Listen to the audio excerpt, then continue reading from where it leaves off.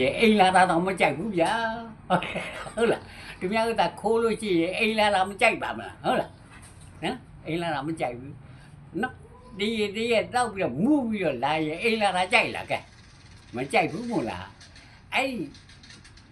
ဒီတော့သူ့မှာဘယ်အနေနဲ့တွက်မကောင်းဘူးနော်ခိုးလည်းမကောင်းဘူးမခိုးလည်းမကောင်းဘူးပြီးတော့သူများပြည်ပြီး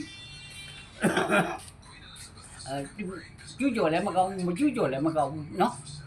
နောက်ပြီးတော့ကိုဟွာကြတော့ဒီရဲ့ကလည်းတောက်ရလည်းမကောင်းဘူးမတောက်လည်းမကောင်းဘူးနော်ဘာကောင်းတယ်လေသိပဲဆိုင်ကွာနော်သိဖို့အရေးကြီးတယ်မို့လားနော်သိဖို့အရေးကြီးတယ်ကြောင်မှုအရေးမကြီးဘူးနော်သိမှကြောင်တော့ကောင်းတယ်မသိရင်ကြောင်လည်းအလကားပဲနော်ဟုတ်လား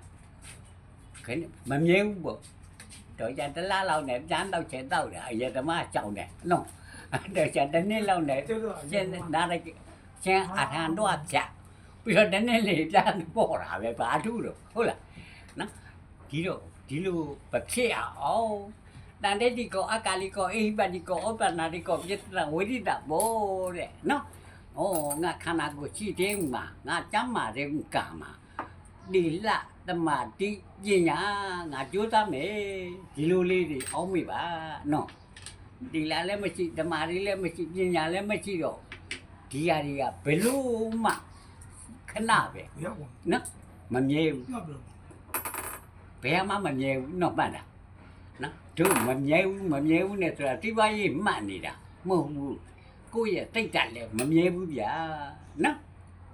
တိတ်တက်လည်းမြဲခိုင်မြဲနေပါနော်နင်တို့လူတွေဟာ